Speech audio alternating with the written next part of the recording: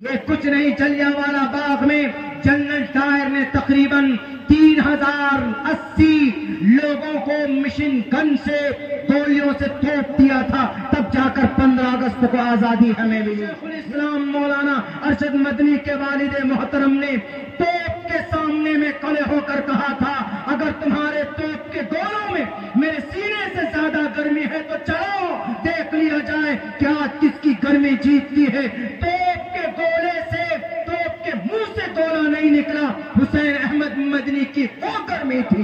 یہ تھے ہمارے ٹوپی اور داڑھی والے، انہوں نے قربانیاں پیش کر توپوں کے دہانے پر کھڑے ہو کر اس دیش کی آزادی لی ہے، تب جا کر ہم لوگ 15 اگست کو جھنڈا پھہراتے ہیں۔ تو آج 15 اگست ہے، ہم لوگ خوشی مناتے ہیں، بڑی آسانی کے ساتھ یہ خوشی ہمیں حاصل نہیں ہوئی۔ مختلف قوم و ملت کے لوگوں نے مل کر انگریزوں سے مقابلہ کر کے اس ملک کو، بھارت کو آزاد کیا۔ اس کا سمویدھانک نام دو ہے، بھارت اور انڈیا۔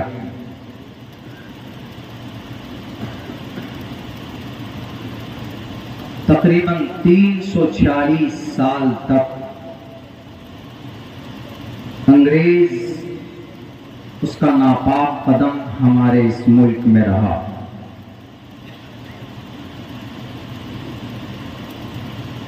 850 سال تک مغلیہ سلطنت، اس سے پہلے الگ الگ ہندو راجا مہاراجا، اس سے پہلے آدی واسی لوگ، آدی واسی جنہیں ہم بہت کم شمار کرتے ہیں گنتی میں، عہدے میں، آدی واسی، آدی کرنت، آدی کا مطلب پرانا ہوتا ہے، واسی کا مطلب رہنے والا، اس دیش کا مول نواسی آدی واسی ہی ہے۔ ہم بھی نہیں ہیں، ہمارے برادران وطن بھی نہیں ہیں، کرسچن، جین، بودھ بھی نہیں، بلکہ اس ملک کے مول نواسی، وارث، ایک حساب سے، ایک نظریے سے، تاریخ کی روشنی سے آپ ان کو بھی کہہ سکتے ہیں۔ ورنہ ایک تاریخ یہ ہے کہ اس ملک میں ہمارے بابا آدم آئے، ان کا قدم پڑا، تو اس حساب سے ہم اس ملک کے وارث ہیں۔ اس لیے کہ باپ جہاں آتا ہے تو باپ کی جگہ باپ کی پراپرٹی ان کے بیٹوں کی ہوتی ہے، تو اسی لیے ایک تاریخ یہ بھی ہے۔ مغلیہ سلطنت کے بعد 1601 عیسوی میں انگریز کا تجارتی سفر شروع ہوتا ہے بھارت میں، سورت اور کلکتہ۔ اس وقت ہمارا ملک، ہمارے اس دیش میں، ہمارے اس کنٹری میں، یہاں کی جی ڈی پی بہت مضبوط اور اسٹرانگ تھی اس وقت۔ تو انگریزوں نے دیکھا کہ بہتر موقع ہے، رشتہ بنایا جائے اور حکومت کی جائے۔ آہستہ آہستہ انہوں نے اپنا پیر پھیلانا شروع کیا اس ملک میں۔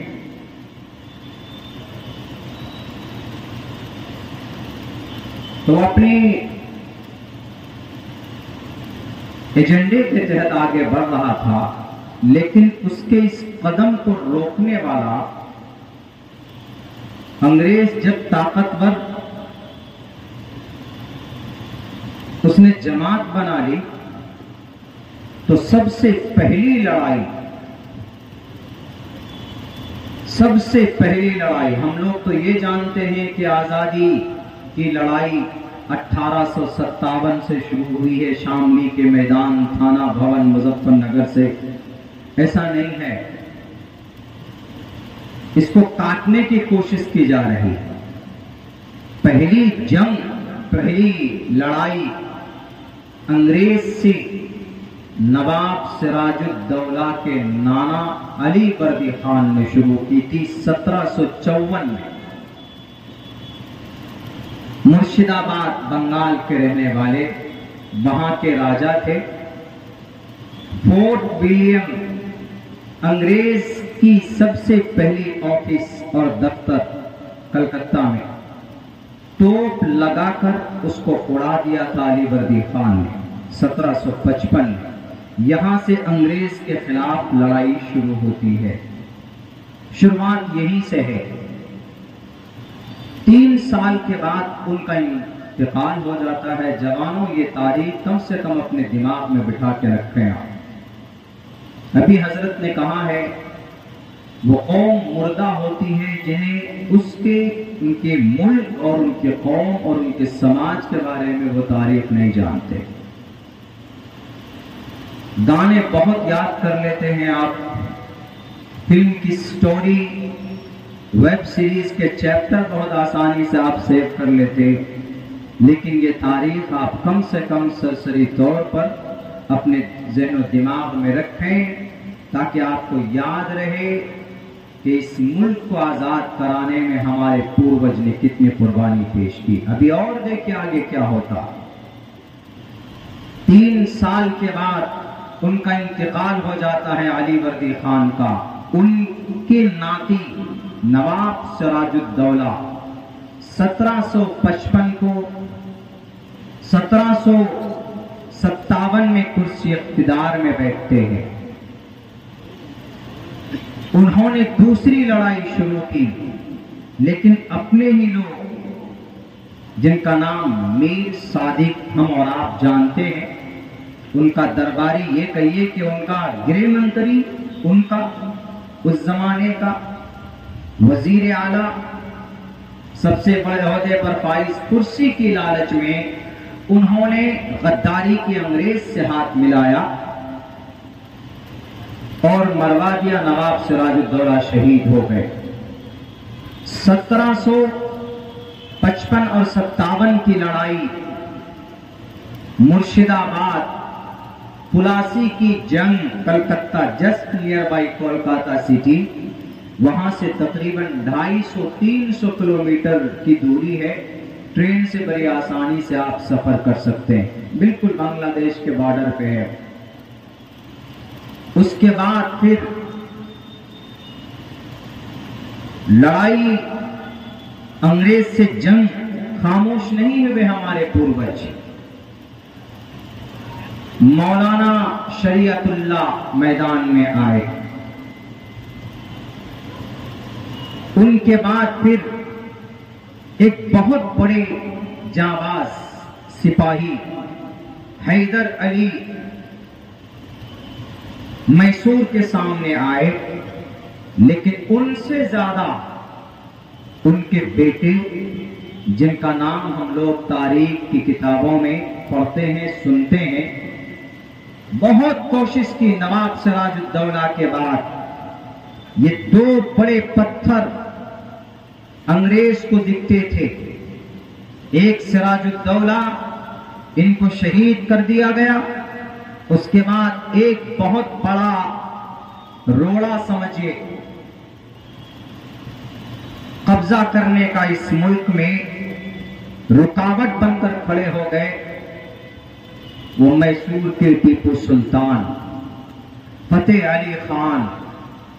آج کل ان کی تصویر، شکل، ان کے چہرے پہ داڑھی نہیں دکھائی جاتی ہے، لیکن جہاں تک معتبر مستند تاریخ کی کتاب پڑھیں گے تو ان کے اعمال سے یہ پتہ چلتا ہے کہ ٹیپو سلطان مشرع تھے، داڑھی بھی تھی شکل میں، وہ تہجد گزار تھے، 5 وقت پابندی سے نماز پڑھتے تھے۔ کہا جاتا ہے کہ جس دن وہ شہید کیے گئے، میں گیا ہوں اس جگہ پر جہاں پر ان کو شہید کیا گیا ہے، وہاں پر لکھا ہوا ہے In that palace, the body of Sultan was found here. یہ رہا ہوا ہے وہاں جائیں گے، قلعے سے تھوڑا باہر ہے، گیٹ سے تھوڑا باہر ہے وہ جگہ، وہ ایریا عالی شان۔ انہوں نے مسجد بھی بنائی، وہ مسجد آج بھی ہے، لیکن مسجد کے جسٹ سامنے ایک بھویہ مندر بھی بنایا انہوں نے۔ یہ چونکہ بادشاہ تھے، رعایا دونوں طرح کا ہوتا ہے، مسلم بھی نان مسلم بھی۔ نان مسلم میں بہت کوئی آد ہے تو ہر کسی کی رعایت رکھنی پڑتی، تو ان پر تو تشدد کا الزام لگایا جاتا ہے کہ ٹیپو سلطان صرف مسلم پرست تھے، ایسا نہیں ہے، بلکہ وہ ہر کسی کا خیال رکھتے تھے۔ جس دن ان کا انتقال ہوا، شہید کیے گئے، کہا جاتا ہے کہ فجر کی نماز کے بعد ایک پارہ ڈیلی تلاوت کرنے کی کا ان کا معمول تھا، لیکن جس دن شہید کیے گئے اس دن 2 پارے قرآن کریم کی تلاوت کر کے میدان میں آیا تھا۔ ان کی یہ تربیت ان کے ابا نے کی تھی۔ کسی بہت بڑے مدرسے کے فارغ نہیں تھے، وہ کوئی بہت بڑے عالم دین بھی نہیں تھے ٹیپو سلطان، لیکن ایک یودھا، وہ بہت بڑا پتھر توپ کے مانی۔ میں دیکھا اس پتھر کو، آپ دیکھیں گے وہاں کے قید خانے میں اس پتھر کو کندھے سے اٹھا کر لا کر جہاں پہ ڈالا ہے، سوراخ ہے، وہ پتھر بھی ہے بہت لمبا، کم سے کم 5, 8 یا 10 فٹ کا ہوگا، کافی چوڑا ہے وہ۔ بہادر نوجوان، تاریخ کے اندر ایسا یودھا نہیں ملتا۔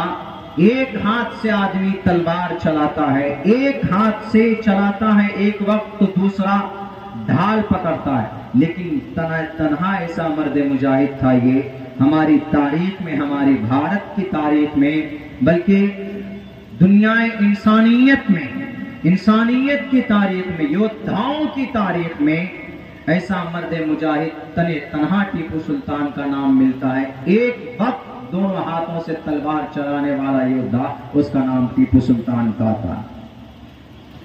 1799 انگریز چاروں طرف قبضہ کر چکا تھا، اس نے دیکھا صرف ٹیپو سلطان رہ گیا۔ ایگریکلچر لون آج جو دیا جاتا ہے ٹیپو سلطان، آج تو لون کی شکل ہو گئی، اس وقت وہ مدد دیتے تھے کھیتی کے لیے، کاشتکاروں کو، کسانوں کو۔ آج تو مار دیا جاتا ہے، مر جاتے ہیں کسان، پریشانی میں آ کر خودکشی کر لیتے ہیں، لیکن ٹیپو سلطان گھر گھر جا کر تعاون پیش کرتا تھا۔ ٹیپو سلطان جب تک رہے، جنرل ہارس کی ہمت نہیں ہوئی تھی حکومت کرنے کی۔ چاروں طرف سے باطل طاقت کا مقابلہ کرنے والا اگر کوئی مرد مجاہد بھارت کے اندر تھا تو تنہا ٹیپو سلطان۔ 1799 انگریز سے لڑائی، ایک طرف سمندر، ایک طرف انگریز، ایک طرف مراٹھا سینا، ایک طرف نواب کی فوج۔ وہ نواب بھی جنہوں نے اپنا ضمیر بیچ کر اپنے انگریز کے سامنے چاپلوسی کرتے تھے، انہوں نے بھی کہا کہ ہم ٹیپو سلطان کو منا لیں گے، نہیں مانے گا، ہم بھی مقابلہ کریں گے۔ اے انگریز، ہمارے خدا آپ جو کہیں گے ہم وہ کرنے کے لیے تیار۔ میرے بھائیوں، ٹیپو سلطان کے سامنے میں جب بات آئی کہ نواب صاحب بھی سرنڈر کر چکے، انہوں نے کہا کہ نواب صاحب اپنے آقا کو، اپنے ڈپلیکیٹ خدا کو بتا دو کہ ٹیپو سلطان ایک مسلمان ہے، اور ایک مسلمان ہونے کے ساتھ ساتھ اپنے اس ملک کا ایک وفادار بھارتی ہے۔ میں اپنے ایمان کی بھی حفاظت کروں گا، اپنے اس باڈی سے، اپنے اس عقیدے سے، اور اپنے ہاتھوں سے، تلوار سے اس ملک کی حفاظت کروں گا۔ پوری دنیا مل کر بھی اگر مجھے اپنے موقف سے ہٹانا چاہے تو نہیں ہٹا سکتی، جاؤ اپنے خدا کو کہہ دینا۔ جنرل ہارس کو یہ بات کہی گئی، اس نے سوچا کہ ہم ٹیپو سلطان کا وسائل سے، وسیلوں سے، کسی بھی ہتھیار سے مقابلہ نہیں کر سکتے، اس لیے کہ مرد مجاہد، اللہ کا بندہ، سچا بھارتی اور ایک سچا مسلمان میدان کارزار میں کھڑا تھا۔ تو انگریز نے خریدا کس کو؟ اس کے ایک چاپلوس، اس کے ایک وزیر کو، اس کے ایک وزیر اعلیٰ کو، جن کا نام میر جعفر تھا۔ سودا کیا انگریز کے ہاتھوں اپنے ایمان کو بیچ دیا. دروازے سے باہر نکلے, اندر سے جا کر دروازہ بند کر دیا جاتا ہے. ٹیپو سلطان شہید کر دیے جاتے ہیں. ان کی لاش پر کھڑے ہو کر کہا تھا جنرل ہارس نے کہ آج سے یہ ملک, یہ بھارت ہمارا ہے. آج سے ہم نے اس دیش کے شیر کو قتل کر دیا. وہ ٹیپو سلطان شہید ہو گئے, اپنے خون کو پانی کی طرح بہایا اس دیش کی آزادی کے لیے. معاملہ ٹھنڈا ہو گیا. 1799 میں ٹیپو سلطان شہید ہو گئے, چاروں طرف انگریز قابض ہو گئے. اب کیا ہوگا؟ اس وقت ہمارے علماء اب میدان میں آئے. آج کل علماء کرام کو داڑھی اور ٹوپی دیکھ کر دوڑاتے ہیں کبھی کبھی لوگ. نہیں, علماء کی توہین اگر آپ ان کی بے عزتی کرتے ہیں تو آپ اپنے ایشور کی توہین کرتے ہیں. کیسے؟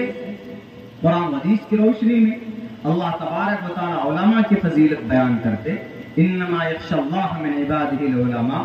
اللہ کے نبی کی حدیث بھی ہے, ان العلماء ورثۃ الانبیاء. علماء انبیاء کے وارث ہیں. فضیلت کے لیے حدیث اور قرآن کریم کی آیت کافی ہے. گیتا کے شلوک میں یہ بات کہی گئی, بہو نام جنمنا منتے جانوان مام پرپدگیتے واسودیوا سرومتی سمہاتما. جو لوگ جانی ہوتے ہیں, جن کے سینے میں ایشور کا جان ہوتا ہے, ان کو ذلیل مت کرو. اور جو عالم دین ہوتے ہیں ان کے پاس اللہ کی شریعت کا جان ہوتا ہے. تو جو لوگ جانی ہوتے ہیں, گیتا 7ویں ادھیائے کا, یہ 19ویں ادھیائے کا 7واں 18واں 19واں منتر ہے 7ویں ادھیائے کا. بہونام جنمنا منتے جانوان مام پرپدگیتے واسودیوا سرومتی سمہاتما سدرلبھا. جانی ہوتے ہیں, جن کے اندر ایشور کا جان ہوتا ہے, تو اس کے اندر جب ایشور کا جان ہے تو گویا ایشور اس کے اندر ہے. شریمد بھگوت گیتا کا یہ انالیسس. تو جب ان کے اندر ایشور ہے تو ایشور کا اپمان کون کرے گا؟ ہمارے ہندو بھائی تو نہیں کر سکتے. یا جیسے اگر کسی کے اندر قرآن کی تعلیم ہے, شریعت کا جان ہے, نالج ہے, علماء ہم بولتے ہیں ان کو, قاری صاحب بولتے ہیں, آقی صاحب بولتے ہیں, پھر بھی احترام کرتے ہیں کہ بھئی قاری صاحب ہے, مولانا صاحب. آج الگ بات ہے بہت, اس میں ملا جی, حافظ جی, قاری صاحب ایسے بول دیتے ہیں. نہیں, and you should to respect. ان کی فضیلت اللہ بیان کرتا ہے. اسی لیے کہا گیا کہ جن کے اندر اللہ کی شریعت کا جان اللہ کے نظر میں محترم, جن کے اندر ایشور کا جان تو گویا ان کے اندر ایشور ہے. اسی لیے ایشور کا اپمان نہ کرو. سمہا آتما, وہ سارے آتماؤں میں بڑے ہیں, سب سے بڑے سمہاتما سدرلبھا, ان کے لیے کہا گیا. علماء کی بات آئی تو میں نے بیچ میں اس منتر کا انالیسس کی. آگے دیکھیے کیا 1799 میں ٹیپو سلطان, نواب سراج الدولہ, یہ دو بڑے نام شہید ہو گئے. اب انگریز مکمل طور پر قابض ہو گیا ہمارے اس ملک میں, ہمارے اس بھارت میں. جو چاہتا من میں آتا, جس کو جہاں قتل کرنا چاہتا وہاں قتل کر دیتا. نہ ہندو, نہ مسلمان, نہ کرسچن, نہ جین, نہ مرد, نہ عورت, نہ بچے, جو آتا من میں وہ کرتا. انگریز 1803 میں ایک عالم دین نے فتویٰ دیا, شاہ ولی اللہ محدث دہلوی کے بیٹے شاہ عبدالعزیز محدث دہلوی رحمت اللہ علیہ. انہوں نے کہا کہ بھارت کے لوگوں, مسلمانوں کو مخاطب کر کے کہا کہ یہ ملک انگریز کا غلام بننے جا رہا ہے, دار الحرب. ہر ایک ایمان والے پر اس دیش کو آزاد کرنے کے لیے, غلامی کی زنجیر کو توڑنے کے لیے جہاد فرض ہے. انگریز کے خلاف لڑائی ضروری ہے. شاہ عبدالعزیز محدث دہلوی عالم دین, مدرسے کے پڑھے لکھے, کسی یونیورسٹی کسی کالج سے پڑھے لکھے نہیں تھے, اور کسی کو بتانے کی ضرورت نہیں ہے کہ ہم دیش سے ہمارے علماء یا ہمارے ٹوپی اور داڑھی والے یا مسلمان مدرسے والے یا مکاتب والے کتنی محبت کرتے، کسی کے کہنے پر نہیں، کوئی سرکار کوئی گورنمنٹ نہیں تھی، تاناشاہی و انگریز کے ہاتھ میں ہمارا ملک تھا۔ اس وقت مولانا شاہ عبد العزیز محدث دہلوی نے کہا کہ ایمان والو، اگر آج تم نے ہتھیار نہیں اٹھایا ان انگریز کے خلاف تو تمہاری زمین میں تمہاری قبر کھود دی جائے گی، تمہارے نظروں کے سامنے تمہاری بیٹیوں کی عزت لوٹی جائے گی، تمہارے نظروں کے سامنے تمہارے بچوں کو زندہ دفن کر دیا جائے گا۔ اسی لیے اگر اس ملک کو واپس چاہتے ہو، اس ملک کی آن بان شان کو چاہتے ہو، تو ہاتھ میں تلوار اٹھاؤ اور انگریز کے خلاف میدان میں نکل پڑو۔ 1803 میں کہاں گئے آج اس دیش سے محبت کے دعوے کرنے والے؟ اس وقت نہیں تھے آپ، 1803 میں آپ کا وجود نہیں تھا، آپ کا جنم بھی نہیں ہوا تھا۔ اس وقت ٹوپی اور داڑھی والا، ہاتھ میں بخاری شریف اور قرآن کریم کی تفسیر لکھنے والے، مسجد کے منبر پر قال اللہ قال الرسول کی آواز بلند کرنے والے، تب جا کر قلم اٹھاتے ہیں اور لکھتے ہیں کاغذ پر کہ ان انگریز، ان گوری چھمڑی والوں کو، ان کے ناپاک قدم سے ہمارے اس ملک کو پاک کرنا۔ آئے میدان میں علماء کرام، انہوں نے جہاد کا فتویٰ دیا انگریز کے خلاف۔ کون آیا؟ ان کے اس کہنے پر، ان کے کہنے پر فوراً میدان میں نکل پڑتے ہیں سید احمد شہید رحمت اللہ علیہ۔ آپ کا یہ حکم ہے، ہم فوراً تیار ہیں۔ 7000 میل یعنی تقریباً 11 سے 12,000 کلومیٹر پیدل سفر کر کے پوری دنیا میں جہاں تک جا سکتے تھے گئے، اپنے اس ملک کو آزاد کرانے کے لیے ترکیبیں اور مشورے کرنے کے لیے۔ کون؟ سید احمد شہید بریلوی رحمت اللہ علیہ۔ ان کے معاون مولانا سید شاہ اسماعیل رحمت اللہ علیہ ان کے ساتھ تھے۔ بالآخر 1831 میں انہوں نے 50 لوگوں کی ایک چھوٹی سی ٹکڑی بنا کر، ایک چھوٹا سا دستہ بنا کر بالا کوٹ کی پہاڑی کی طرف نکل گئے انگریز کو اس دیش سے بھگانے کے لیے۔ شہید ہو جاتے سید احمد شہید ہو گئے، مولانا سید شاہ اسماعیل وہ بھی شہید ہو گئے، ان کے ساتھ جتنے بھی رفقا تھے وہ سب کے سب شہید ہو گئے۔ یہ تیسری سب سے بڑی جنگ تھی انگریز کے خلاف، انگریز سے اس دیش کو نکالنے کے لیے۔ بتاؤ دنیا سے، بھارت سے محبت کرنے والوں، ہماری یہ تاریخ ہے، موٹی موٹی تاریخ ہے، چھوٹی باتیں ہم بتا بھی نہیں رہے ہیں۔ کتنی محبت! 15 اگست میں ہم خوشیاں مناتے ہیں کہ اس دیش کو ہمارا ملک آزاد ہوا تھا۔ بیٹھ کر کرسی پر ایئر کنڈیشن روم میں بیٹھ کر نعرہ لگانے سے یہ دیش آزاد نہیں ہوا تھا، ایئر کنڈیشن گاڑیوں پر بیٹھ کر حکومت کرنے سے یہ دیش آزاد نہیں ہوا تھا۔ پیدل چل کر لوگوں تک اور حکومت کے پاس جا کر منتیں مانگ کر، بھیک مانگ کر اور اپنے خون کو پانیوں سے بھی زیادہ سستا کرنے کے بعد یہ دیش آزاد ہوا تھا۔ 1831 میں شہید ہو گئے سب کے سب، ایک بڑی جماعت۔ اس کے بعد پھر ہوتا کیا ہے؟ سید احمد شہید، مولانا سید شاہ اسماعیل شہید، وہ بھی شہید ہو جاتے۔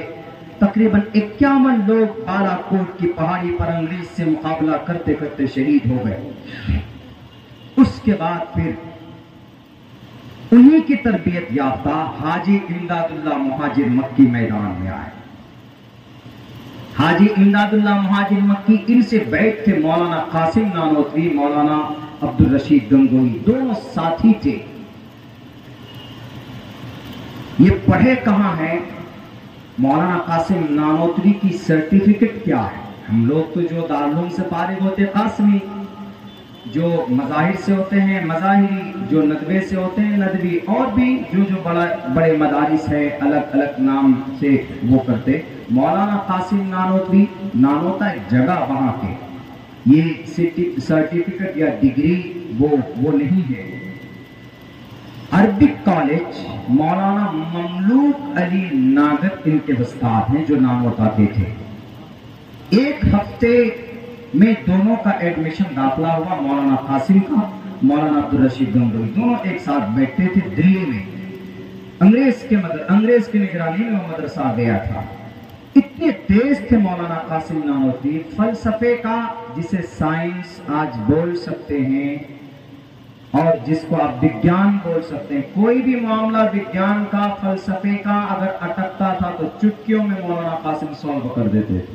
ऑफर था इनको अंग्रेज की तरफ से कि कासिम हम तुमको बेहतरीन जॉब देंगे, सरकारी अंग्रेज के ऑफिस में आकर काम करो। मौलाना ने लात मार दिया था, फरागत से पहले मौलाना मदरसा छोड़कर भागकर चले गए थे। मौलाना कासिम नानोतवी, पढ़िए बड़ों का बचपन, एक किताब, उसमें भी ये तारीफ तकरीबन मेरे ख्याल से शायद मज़कूर। तो हाजी इमदादुल्लाह मुहाजिर मक्की मैदान में आए, उनसे बैठ ये दोनों मौलाना कासिम नानोतवी और मौलाना अब्दुल रशीद गंगोही, उनके हम असर और भी थे उलमाए किराम। इन्होंने देखा कि मौलाना इस्माइल साहब भी शहीद हो गए, अंग्रेज तो बढ़ता जा रहा है, कई हजार मदारिस, कई हजार मकातिब मस्जिद को, मदरसों को मलियामेट करने चले, बुलडोज कर दिया जा रहा है, बुलडोजर लाकर। उस वक्त में शहीद करने का जो भी वो था, मैं समझाने के लिए बोल रहा हूँ, चूंकि जमाने के एतबार से लैंग्वेज का इस्तेमाल करेंगे तो you can very easily understand my language and my purpose and opinion, आप बड़ी आसानी के साथ समझ सकते हैं। इसीलिए मैंने वो लफ्ज इस्तेमाल किया, किसी से जोड़िएगा नहीं, मेरा कोई मकसद नहीं है, चूंकि जलसा हाफिज इकबाल साहब सातवी का पर्सनल फायदे के लिए नहीं है। इनको ये जलसा करके इनको वोट नहीं मिलने वाला। जो लोग बोलते हैं कि सियासी प्रोग्राम में तो तुम ऐसा, तुम्हारे सरकार में ये चोरी, तुम ऐसा किए, वो वैसा किए, हमको बनाओ, हमको एमएलए एमपी बनाओ, हमको सरकार में लाओ, हमको वोट तो हम ये करेंगे, उसको सियासी प्रोग्राम बोलते हैं। ये तो जश्न आजादी कैसे हमें मिली उसकी तारीख के ऊपर बात हमारे उलमा कर रहे हैं। ये जरूरी है, इनकी कुर्बानी थी तो आज आप गद्दियों पर बैठे हैं जनाब, हम उनका चर्चा करना चाहते हैं इस प्रोग्राम के जरिए से। तो इन्होंने एक तहरीक शुरू की, उसके बाद फिर एक जंग लड़ी गई मुनज़्ज़म अंदाज में 1857 शामली थाना भवन के इलाके में। शामली की लड़ाई बहुत मशहूर है। उलमा जैसे ही मौलाना सैयद शाह अब्दुल अजीज मुहद्दिस देहलवी मैदान में आए, उलमा किराम का गिरोह आने लगा, जुड़ने लगा उनसे कि हम क्या करें। पढ़ाते थे, उसके बाद छुट्टी होती फौरन बैठ जाते कि क्या करना है, हमें कैसे मुकाबला करना है, हमें कैसे रणनीति अपनानी है, हमें क्या लोग समझते हैं कि ये मदरसे वाले, ये कुरान वाले, ये जो शरीयत वाले हैं, कलमा वाले हैं, ये बस इनके नजदीक सब कुछ इबादत है, इनके नजदीक बस कुरान, नमाज, ज़कात, रोजा, टोपी, दाढ़ी, अल्लाह रसूल, बस यही समझते हैं। अरे इस दुनिया के ऊपर एहसान है शरीयत का, अल्लाह के नबी अलैहिस्सलाम का, हजरत अबू बकर सिद्दीक का, हजरत उमर फारूक का। आज जो टैक्स लेते हैं, टैक्स किनकी शुरुआत? उमर फारूक रजी अल्लाह तआला अन्हु की शुरुआत। आज जीएसटी नंबर लेते, किनकी शुरुआत? हजरत उमर फारूक रजी अल्लाह तआला अन्हु की शुरुआत। आज हमारे पुलिस के लोग रातों को पेट्रोलिंग करते, ये तो अभी कुछ सालों से शुरू हुआ। पेट्रोलिंग का काम उमर फारूक रजी अल्लाह तआला अन्हु की शुरुआत है। अब्दुल्ला झूठ बोलता है तो तारीख उठाकर देख लीजिए। आज जो शहरों में, बड़े बड़े शहरों में सरकारी कोई अधिकारी आए या कोई एमपी एमएलए आए तो उनके लिए एक घर, सर्किट हाउस, गेस्ट हाउस जिनको बोलते हैं, इसकी शुरुआत उमर फारूक रजी अल्लाह तआला अन्हु के जमाने से। जगह जगह के ऊपर पुलिस स्टेशन कायम करना उमर फारूक रजी अल्लाह तआला अन्हु की शुरुआत है। یہ دیکھ لیجئے، تاریخ اٹھا کر دیکھ لیجئے، 22 لاکھ مربع میل کے علاقے میں عمر فاروق نے یہ سارے کام کیے تھے۔ بس پڑھاؤ عمر فاروق رضی اللہ تعالیٰ عنہ کا یہ ان کی شروعات کی ہوئی یہ ساری چیزیں۔ آج آپ اتراتے ہیں، کسی نہ کسی شکل میں ان کا لنک عمر فاروق رضی اللہ تعالیٰ عنہ سے ملتا ہے، ابو بکر صدیق سے ملتا ہے، اللہ کے نبی علیہ الصلوۃ والسلام سے جا کر ملتا ہے۔ وہ یہ ہے کہ تشدد کا راستہ لگا دیا گیا ہمارے دانشوروں کو کہ آپ صرف قرآن اور حدیث کے اوپر بس مبنی ہے اور اسی کے اوپر منحصر، ورنہ قرآن و حدیث سے دنیا کے اندر بیلنسنگ کا نظام قائم ہوا۔ کیا کوئی اگر کہے کہ قرآن پڑھ کر ہمارا بچہ حافظ قرآن بنے گا، عالم دین بنے گا اور آگے نہیں جا سکتا؟ یہ تو ابھی کا ہے نظام کہ ہمارا بچہ حافظ قرآن عالم دین بنتا ہے، عصری علوم کو نہیں حاصل کرتا۔ اٹھاؤ، تاریخ گواہ ہے، دنیا کے اندر ڈاکٹریٹ کا نظام قائم کرنے والا وہ تاریخ کے اندر اس کا نام ابو القاسم الزہراوی ہے، جو مدرسے کا پڑھا لکھا تھا۔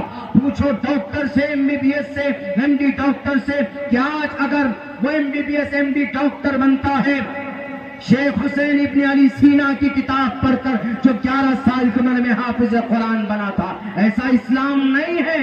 اسلام نے ہر فیلڈ کے اندر، ہر میدان کے اندر اسلام نے رہنمائی کی ہے اور اسلام نے آپ یاری و آپ پاشی کی۔ اگر کوئی بولتا ہے کہ اسلام کا یہ قانون، اسلام کا یہ حکم ظلم و زیادتی زبردستی ہے، یہ شریعہ قانون ہے، شریعہ قانون تو یہ بے ضمیر میڈیا والے انہوں نے بنایا، ورنہ یہ شریعہ قانون کسی مسلم عالم دین کا یا کسی مفتی کا، کسی قاضی کا نہیں ہے، بلکہ یہ اللہ تبارک و تعالیٰ کا فرمان، اللہ تبارک و تعالیٰ کا سموِدھان۔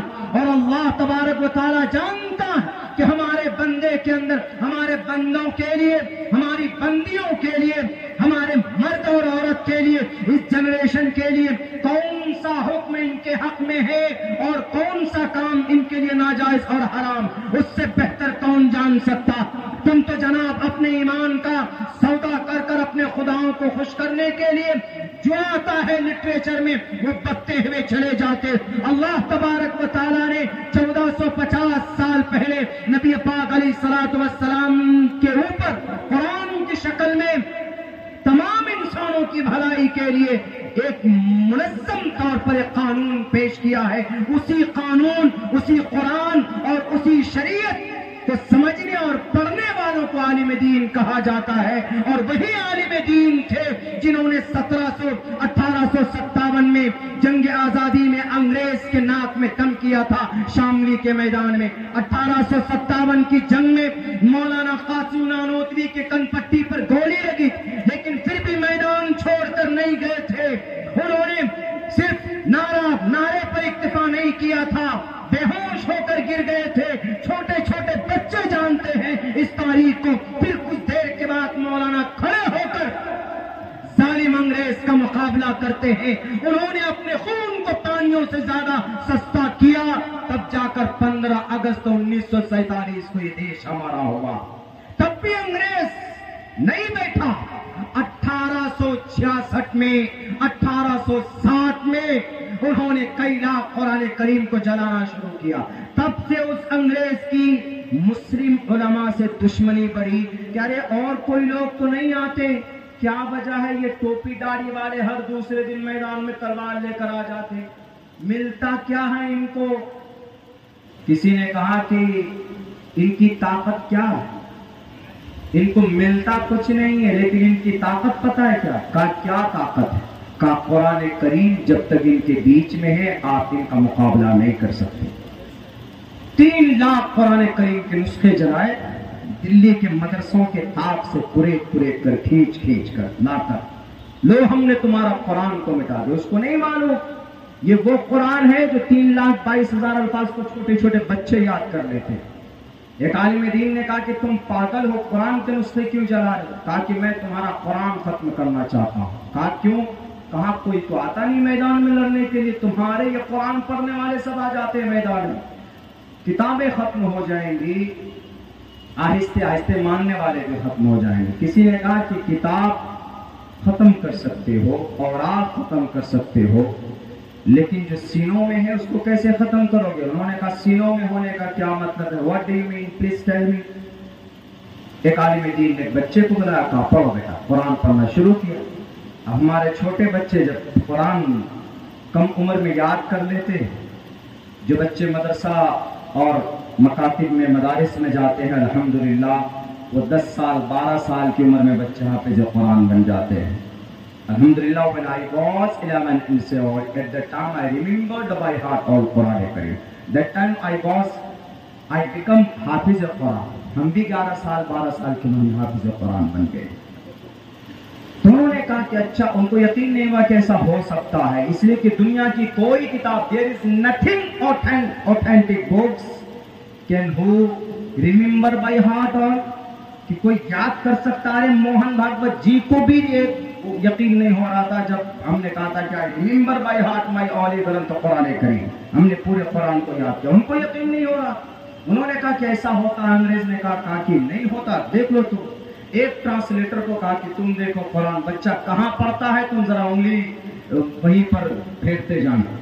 उस बच्चे ने 9-10 घंटे में पूरा कुरान अंग्रेज के सामने सुनाया और अंग्रेज वही टाइप तौबा करता है कि मैं कुरान को जला तो सकता हूँ, कुरान के मुसब्बतों को खत्म कर सकता हूँ, लेकिन कुरान के मानी और अल्फाज जो बच्चों के सीनों में हैं, हम वहां सीने को खत्म नहीं कर सकते। कौन थे ये? मदारिस से रिलेटेड टोपी और दाढ़ी वाले। उसके बाद मेरे भाइयों क्या होता है? उसके बाद फिर आगे चलिए, मैं बहुत छोड़कर जो जहां जहां ज्यादा जरूरत है मैं उसी को आपके सामने रख रहा। उसके बाद एक बहुत बड़ी ट्रेजेडी सामने आई कि आखिर क्या होना चाहिए। शरीयत तो खत्म हो जाएगी, इस्लाम के साथ साथ हमारा ये देश भी मिट जाएगा। हमें दो चीज मुसलमानों के सामने, मुसलमानों के एक हाथ में कुरान, दूसरे हाथ में हमारा मुल्क। उस वक्त में हमारे आलिम दीन ऐसे नहीं कि कुरान की इबादत करना, मुल्क को छोड़ दो। फिर तो अंग्रेज से कहते तुमको जो करना है करो, हमको कुरान पढ़ने की इजाजत दो। अंग्रेज कहता है कि you become free, you are freedom, जाओ तुम सबके सब आजाद हो, हम कुछ नहीं करेंगे, तुम अपना जिसको इबादत करते हो, जिसकी पूजा प्रार्थना करते हो करो। छोड़ देते, लेकिन नहीं, उस वक्त अपने मजहब के साथ साथ अपने मुल्क को भी एक हाथ से कुरान को पकड़ा, एक हाथ से अपने मुल्क को पकड़ा। जो लोग बोलते हैं कि आपका मजहब पहले कि मुल्क पहले, आप कह दीजिए कि मेरे लिए दोनों पहले। कोई सवाल करे, मेरे लिए दोनों ही चीज, जैसे दोनों आंख हमारे लिए important and to eyes that's very compulsory for me a complete man. जैसे हमारे लिए दोनों आंख जरूरी, दोनों हाथ जरूरी, दोनों पैर जरूरी, वैसे हमारे लिए दोनों चीज जरूरी। हमारा कॉन्सेप्ट अकीदतन हमारे लिए मजहब बहुत जरूरी है, और नेशनल के एतबार से, नागरिकता के एतबार से हमारे लिए सबसे पहला रिश्ता हमारा मुल्क के साथ हमारा। लोग इसको गलत मलत कर देते हैं, मीडिया वाले से उल्टा पुल्टा करके पूछते हैं कि लोग कंफ्यूज हो जाते हैं क्या कहें। अगर आपने बोलते मैं पहले मुसलमान हूं, वो कह देंगे देखो ये देशद्रोही है, देश दूसरे नंबर पर। अगर आपने पहले कह दिया मेरे लिए सब कुछ भारत ही है, तो आपके लिए फिर अकीदतन आपके लिए मसला खड़ा हो जाएगा। इसलिए हमारे लिए दोनों चीज जरूरी है। मेरे लिए कोई सवाल करे तो यही जवाब दीजिएगा, मेरे लिए दोनों चीज जरूरी। नहीं समझेगा तो उनको ही कहिएगा तुम्हारे लिए दोनों आंख जरूरी है, एक वक्त में दोनों आंख से देखते हो, जरूरत दोनों आंख की है, वैसे हमारे लिए दोनों चीज जरूरी। मजहब के एतबार से, अकीदे के एतबार से, और धर्म भी जरूरी है। इसलिए कि शरीरेण शमं नासं सर्वमं यदि गच्छति मनुस्मृति। पंडित केवल आनंद जोशी लिखते हैं कि जब तुम इस दुनिया से जाओगे, तुम्हारा मकान, तुम्हारी गाड़ियां, तुम्हारे खेत खलियान सब कुछ नष्ट। शरीरेण शमं नाशम, तुम्हारा ओहदा, तुम्हारी कुर्सी सब दफन। शरीरेण शमं नाशम सर्वमं यदि गच्छति। ईश्वर के पास क्या जाएगा? ईश्वर के पास तुम्हारा कर्म जाएगा, तुम्हारा धर्म जाएगा। इसीलिए कहा धर्मो रक्षति रक्षतः। तुम धर्म की रक्षा करो, धर्म तुम्हारी रक्षा करेगा। धर्म की रक्षा का मतलब धर्म में जो अच्छी बातें लिखी हैं आप उस पर अमल करोगे तो ये धर्म मरने के बाद आपको स्वर्ग में लेके जाएगा। ये मतलब है धर्मो रक्षति रक्षतः शरीरेण समन्नासम सर्वमन्यदि गच्छति, इसका ये मतलब है। हमारे उस वक्त उलमाए किराम ने कहा कि भाई हमें शरीयत को भी बचाना है, हमें इस मुल्क को भी बचाना है। उस वक्त उन्होंने फिर मई 1866 में दारुल देवबंद की बुनियाद रखी। दारुल देवबंद से एक बहुत बड़े आलिम दीन जिनका लक़ब बाद में शेखुल हिंद मौलाना महमूद हसन देवबंदी रहमतुल्लाहि अलैह वो मैदान में आए। उनके शागिर्द मौलाना उबैदुल्लाह सिंधी, उनके साथ साथ मौलाना हुसैन अहमद गंगोही, उनके साथ साथ मुफ्ती किफायतुल्लाह और मौलाना हिफ्जुर रहमान सुहारवी, ये सारे उलमाए किराम उसी दारुल देवबंद से निकले। और ऐसा नहीं कि दारुल देवबंद से पढ़कर इन्होंने बड़े बड़े आलीशान मदरसे बना लिए, बंगले बना लिए, ऐसे नहीं। हमारे इस देश की तारीख को याद करने वालों, लिखने वालों, मुकम्मल तौर पर तारीख लिखना कि जब हमारे शेखुल हिंद मैदान में आए, मैदान कारजार में आए, उन्होंने 1911 और 12 को अंग्रेज को भगाने के लिए एक तहरीक चलाते। उस तहरीक का नाम तहरीक रेशमी रूमाल। चूंकि जर्द कपड़े पर खतो किताबत का काम होता था अपने दूसरे लोगों से, इसीलिए उसका नाम तहरीक रेशमी रूमाल पड़ा, उसका लक़ब पड़ा। तहरीक रेशमी रूमाल के सबसे बड़े मुतहर्रिक और फ़आल आलिम दीन मौलाना उबैदुल्लाह सिंधी रहमतुल्लाहि अलैह थे। किसी वजह से वो तहरीक कामयाब न हो पाई। अंग्रेज ने बीच में ही उसको नष्ट कर दिया और उस मिशन को रोक दिया, उसको आगे कामयाब न कर सके। शेखुल हिंद रहमतुल्लाहि अलैह जेल के अंदर चले गए, जजीरे अंडमान निकोबार चले गए। मेरे भाइयों, मौलाना उबैदुल्लाह सिंधी, मौलाना शेखुल इस्लाम हुसैन अहमद मदनी, मौलाना अरशद मदनी के अब्बा, मौलाना असद मदनी के वालिद मोहतरम, मौलाना महमूद मदनी के दादा शेखुल इस्लाम, जब आगे तहरीक बढ़ती गई, 1939 को अंग्रेज ने हमारे बच्चों को, उस वक्त दूसरी बड़ी जंग अजीम शुरू हो चुकी थी, जिसको दूसरी जंग अजीम बोलते, second world war, Japan, Germany और बरतानिया के बीच में। हमारे नौजवानों को अंग्रेज उठाते और जाकर वहां पर लड़ाते। हमारे बच्चे अपनी जवानी वहां पर उनकी बर्बाद होती अंग्रेज की गुलामी करते करते। मौलाना हुसैन अहमद मदनी से नहीं देखा गया। मौलाना शेखुल इस्लाम ने कहा क्या से अंग्रेज के फौज में कोई भर्ती होगा? नाजायज और हराम है, हराम है, हराम है। किसी ने कहा कि अंग्रेज के फौज में भर्ती के लिए तुम नाजायज का फतवा देते हो हुसैन अहमद मदनी, इसकी सजा तुम जान सकते हो क्या? वो तुमको सजाए मौत देंगे, वो तुमको अदालत में गोलियों से भून देंगे। उन्होंने कहा कि गोलियों की आहट दूर की बात है, गोलियों की गर्मी और जनाब तोप के गोले वो तो बहुत दूर की बात है। मैं तो अपने संदूक में, अपने बैग में कफन लेकर चलता हूं और मैं कयामत तक या जब तक मेरे बदन में जान है मैं उस वक्त तक अपने इस फतवे को, अपने इस फैसले को नहीं बदल सकता। कुछ भी हो जाए, हमारे बच्चे, हमारे देश के नौजवान क्यों अंग्रेज की गुलामी करेंगे, जाकर बरतानिया और जापान के खिलाफ लड़ेंगे। इसीलिए नाजायज का फतवा देता था, देता हूं और दूंगा आएगा। अंग्रेज ने कहा कि तुम्हें डर नहीं लगता? उन्होंने कहा कि मुझे डर नहीं लगता। कहा कि ठीक है, तुम्हें गोलियों से भून दिया जाता।